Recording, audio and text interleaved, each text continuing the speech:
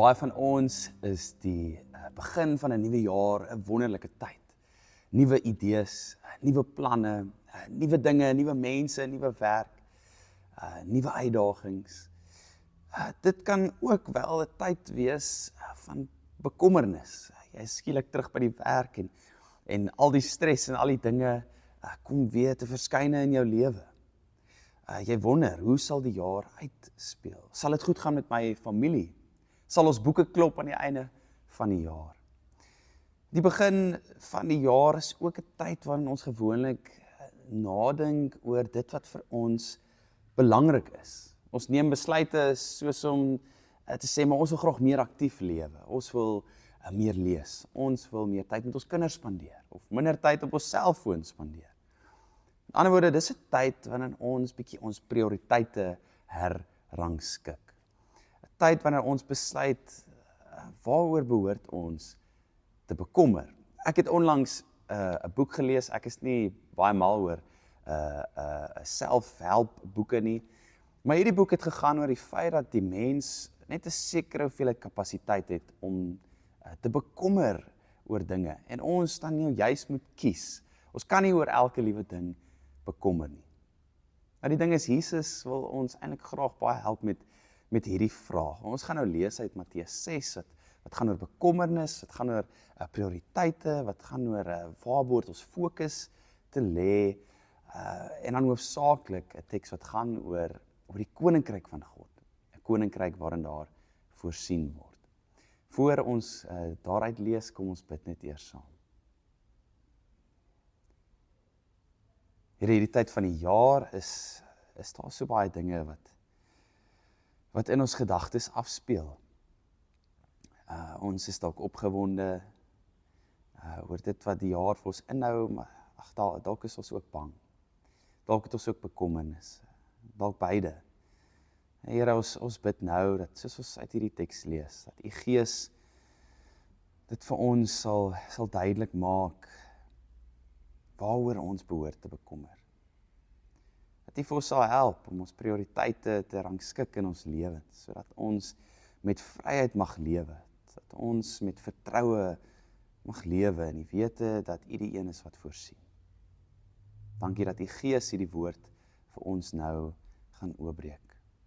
Amen.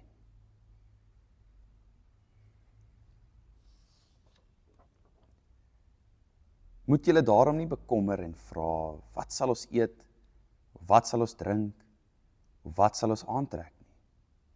Dit is immers alles dinge waarna die heidene nasies soek. Julle hemelse Vader weet tog wat julle alles nodig het. Maar soek eers die koninkryk van God en sy geregtigheid.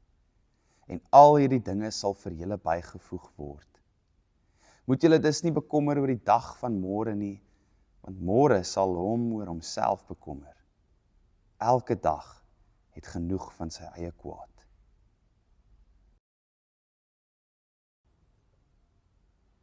Soek eers die koninkryk. Kom ons begin by die laaste woord, koninkryk. Wat 'n gedagtes kom by jou op? Wat kom daar voor as jy hierdie woord hoor? Dalk skep jou verbeelding 'n wêreld vol van konings of kastele. Die ding is, Jesus gebruik hierdie woord op baie spesifieke maniere. Hy kom en hy herdefinieer die woord om ons verbeelding eintlik te verryk. Hy doen so 'n paar dinge. Onder andere, hy gebruik die woord anders as hoe dit in die Romeinse ryk, daai Romeinse koninkryk sou funksioneer. Hy kom sê eintlik, en ons weet hierdie, dat die vader in die Romeinse ryk was die keiser gewees. Jesus kom sê, nee, God is jou vader. God is die een wat voorsien. Mens kan amper sê, in die Engels help ons so 'n bietjie hier, dat dit nie net die kingdom is nie, maar dit is die kingdom, K-I-N. Dat Jesus sê, die koninkryk is soos 'n familie, is soos 'n nuwe huishouding. Die ander ding wat Jesus doen, is hy verduidelik so deurgaans in die evangelie, dat hierdie koninkryk nie 'n plek is nie. Die disippels het nogal gehoop dat dit sou wees. Hulle het gehoop dat Jesus die swaard dalk sou opneem en die Romeinse ryk sou verdryf en dat hy 'n nuwe koninkryk sou stig in Jerusalem. Nou ons weet, Jesus het 'n koninkryk kom stig en dit het anders gelyk as wat die disippels en die mense wat rondom Jesus geleef het verwag het. Die koninkryk wat Jesus kom stig is nie 'n plek nie. Dit is nie 'n nuwe stad nie. Dit is die teenwoordigheid van God in hierdie wêreld. Jesus sê ook hierdie koninkryk is naby. Die koninkryk is hier. Tog is dit moeilik om te sien. Soos die Engels sou sê, it is hidden in plain sight. Daarom moet ons daarvoor soek. Jesus begin deur hierdie woord koninkryk net eers vir ons te herdefinieer.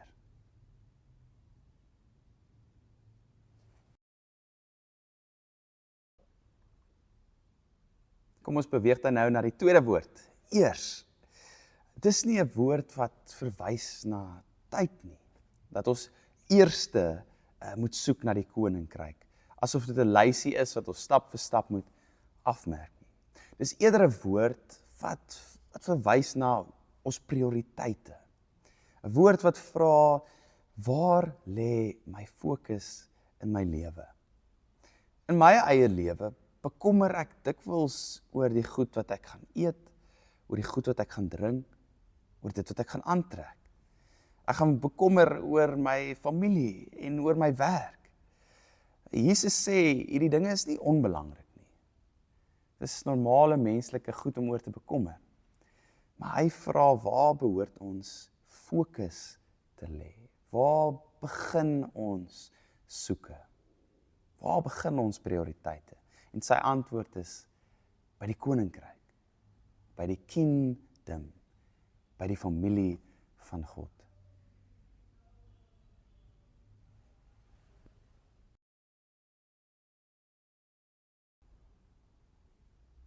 Ons sluit af met die woord soek.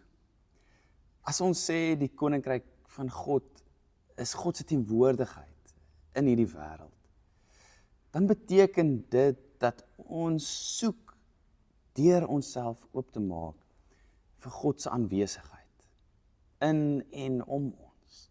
Dit beteken om ontvanklik te lewe. Daarom is die eers so belangrik vir Jesus, want ons aandag word so maklik en so vinnig afgetrek. Deur ons vrese, deur ons bekommernisse, deur ons soeke, ons hinkering na veiligheid en voorsiening. Ag, sommer deur alledaagse dinge soos wat ons gaan eet en drink of aantrek.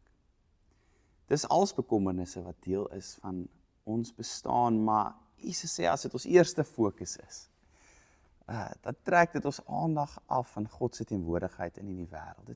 Dan sukkel ons om God se voorsiening te kan erken, om hom as Vader te beleef, om mekaar as kinders van hierdie Vader te sien.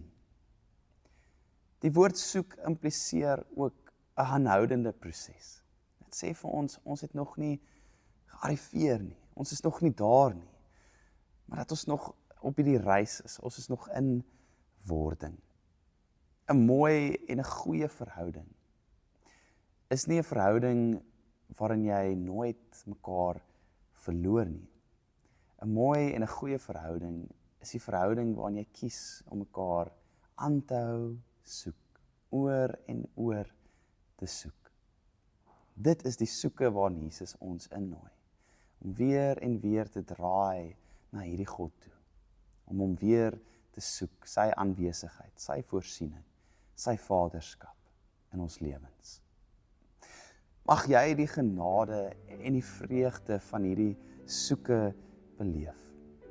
Mag jy ontdek dat daar 'n ongelooflike koninkryk van vryheid om en in jou is.